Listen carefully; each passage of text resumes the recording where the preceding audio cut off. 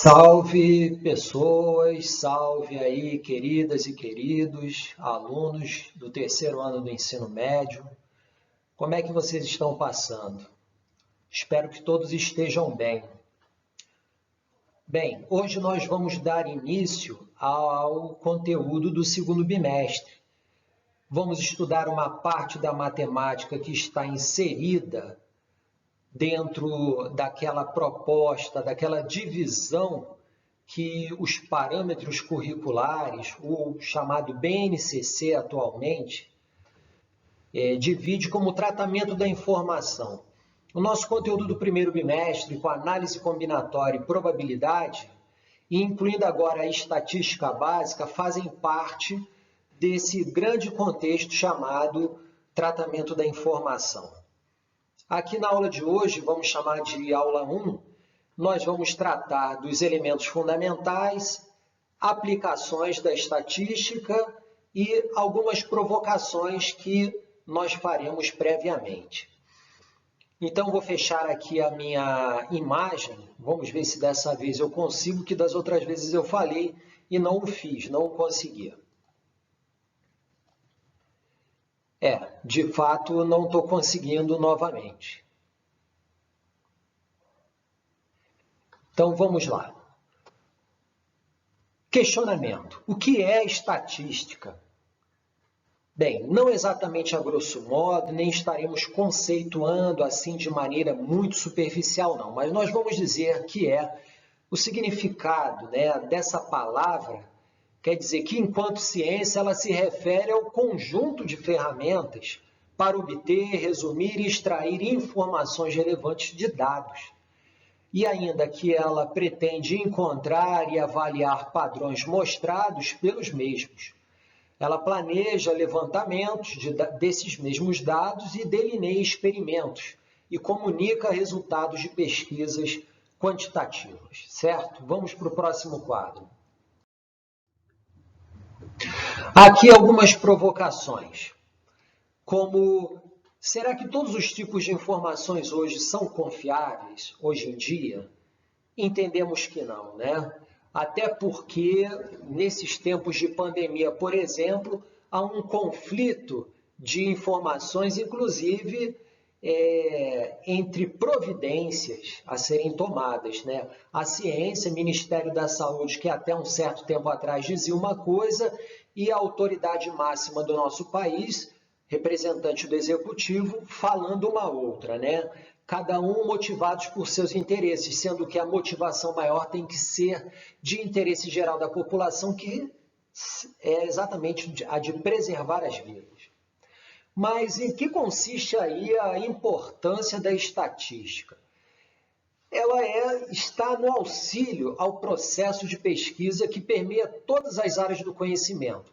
Vide a medicina hoje, a área chamada também infectologia, que estuda aí a Covid, procurando uma vacina, um lenitivo, certo? Então, ela permeando todas as áreas do conhecimento através das observações empíricas. O que quer dizer o termo empírico? Quer dizer experiência, são necessárias experiências. Você não pode apenas especular e achar, a hidroxicloroquina vai curar, embora tenham feito aí algumas experiências, especula-se muito, há interesses na indústria farmacêutica aí por trás, que não necessariamente representam um remédio, uma medicação que vai erradicar a Covid-19. Então, nós podemos dizer que a estatística é a ciência do significado e o uso dos dados. Aí, no que diz respeito aos dados, há algum grupo de dados ou informações que merecem um certo tipo de credibilidade? Ou, no caso, não? Será que vai haver um critério para a gente fazer o exame das mesmas? Em quem a gente vai confiar? Na palavra de quem?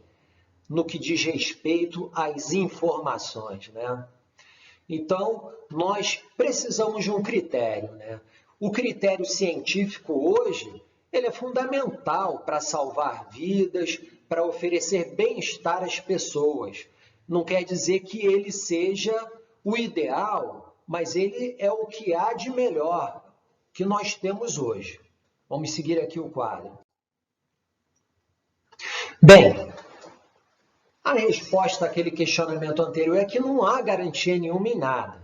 Agora, o critério que a gente busca para poder fazer algum tipo de julgamento ou fazer uma tomada, assim, tomarmos decisões, vai ser sempre aquele que a gente busca o maior conhecimento possível sobre o problema, sobre a questão, sobre o assunto de que nós estivermos tratando. Eu estou falando aqui de maneira geral para vocês, não especificamente um caso como o da Covid-19, mas mesmo assim envolve ela também. Por quê? Porque há uma série de situações que a gente é defrontado aí diariamente, que a gente faz uma opção, que a gente faz um julgamento. E muitas coisas são colocadas aí em jogo, né? E no caso aí, prefeito decide a respeito da cidade, o governador do estado e do país, o presidente da república. E quando há eleições, nós chamamos isso de pleito eleitoral, a estatística ela está presente sempre naquelas prévias para saber das intenções de votos, né? É a estatística que faz um levantamento aí através de dados, de informações que eles coletam. Na aplicação de leis, a mesma coisa, né? Normalmente faz um pleito para saber a opinião, faz uma coleta aí, não necessariamente um pleito, mas para saber a opinião das pessoas a respeito. E aí medicamentos ou tratamentos aí também está em jogo. Agora, não devemos esquecer que há fases dentro de um processo de pesquisa ou investigação científica. E nessas fases nós podemos determiná-las como três ou distingui-las como três. Problematização da pesquisa, né?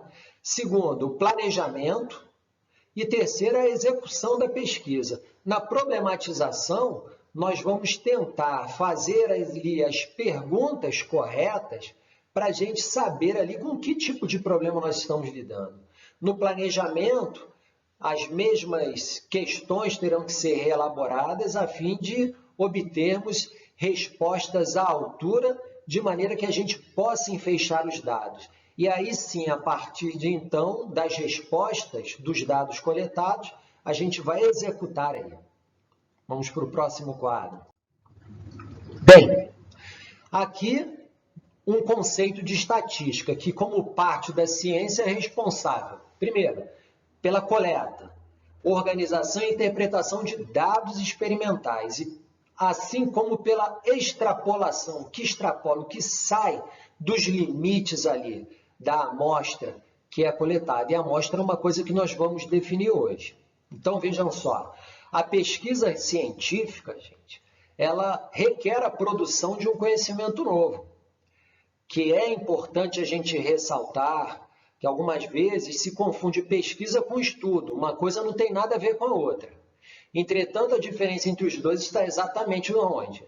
Na produção de um conhecimento e não na apropriação por alguém de um conhecimento já produzido. Quando a gente vai estudar, o conhecimento já está posto, né? Alguém já o realizou, se for mesmo que tenha sido uma pesquisa. A pesquisa não, certo? Ou a produção de conhecimento novo. Por quê? Porque você vai realizar a pesquisa antes, certo? Bem, distorção nessa ciência dos dados pode acontecer? Pode, obviamente pode. Pode haver uma manipulação por parte das autoridades governamentais, dependendo do tipo de interesse que esteja por trás. Por isso que é importante nós tomarmos ciência de como essas coisas são produzidas. Nós devemos colocar aí tudo assim, suspender o juízo. Bem, até onde as coisas podem ir ou não. Certo? Bem, vamos lá então agora para o conceito de amostra e de população. Bem, de onde são obtidos os dados, né? É preciso determinar aí uma população, aquilo que nós chamamos de população que vai ser investigada, assim como os dados ali que serão coletados. nós vamos estabelecer variáveis que importam para essa questão da pesquisa e como elas serão medidas ou classificadas. Então, a gente define, a grosso modo, aí, ou conceitua que população é qualquer conjunto, não necessariamente de pessoas, mas que constituem todo o universo de informações que a gente precisa. Então, numa empresa, se o diretor da empresa ou o dono da empresa deseja saber se os funcionários estão satisfeitos com os benefícios que são oferecidos ou não, ele tem condições de fazer uma pesquisa com todos os seus funcionários. E todos os seus funcionários representam o quê? Toda a população, certo? Agora, no que diz respeito a todo o país, será que isso é possível quando você tem que fazer uma pesquisa? Não. Aí o que você vai fazer é uma amostra, ou seja, você vai pegar um pequeno grupo para fazer ali uma pesquisa. Isso se chama amostra, ou seja, é um subconjunto de um conjunto maior que nós chamamos de população. Perfeito? E aqui a gente coloca o exemplo de uma rádio que tem interesse de saber como está a audiência dos ouvintes no trânsito. Não é possível perguntar para todos os motoristas, né, todos os taxistas, por exemplo, que escutam rádio. Mas dá para pegar uma pequena amostra, dá para ligar para um ou outro, ou se eles estiveram presentes em algum tipo de evento, saber ali qual é o tipo de interesse dele dentro daquela programação, deles, né, no caso. Tá certo? Vamos seguir agora aqui para o último quadro. Muito bem. Aqui, olha, uma coisa, dentro desse trabalho de pesquisa estatística, antes de você coletar as informações e até mesmo antes de elaborar um estudo, o que é necessário? Fazer as questões que serão apresentadas aos entrevistados, certo? Provavelmente vocês aí pelas ruas dos bairros ou do bairro que vocês moram aqui, dentro da área de Jacarepaguá, deve ter visto algumas pessoas com pranchetas nas ruas, principalmente em épocas de eleições. E eles perguntam, pode me dar 3 minutinhos ou 5 minutinhos? Estão fazendo uma amostragem ali, né? A intenção deles. Por quê? Vão trabalhar dentro de determinados grupos. Não dá para fazer a pesquisa com todo mundo. E as perguntas ali, elas são elaboradas. Ninguém faz qualquer pergunta para vocês. Elas são trabalhadas antes. Tá? Agora, o que vai ser mais importante? As perguntas ou as respostas que serão dadas? Bem, as perguntas têm que ser muito boas. Boas perguntas oferecem o quê? Respostas melhores por parte das pessoas. Não adianta elaborar perguntas vagas e confusas. Então, ambas são importantes. Lembrando que, para se obter bons dados, são necessárias boas perguntas. E essas perguntas têm que ser objetivas. Bem, aqui eu vou fechar a minha imagem para eu poder conseguir ler. Que esse critério em estatística lembra um método socrático. Sócrates, lá, o grande filósofo, ele chamava esse processo de maêutica, que lá em grego quer dizer parto, em homenagem à mãe dele, que era uma parteira. Por quê? Ele entendia que as boas perguntas conduziam às melhores respostas, a boas reflexões por parte daqueles que o seguiam. Então, dentro daquele entendimento, ele entendia que era um parto de ideias que surgia e nascia.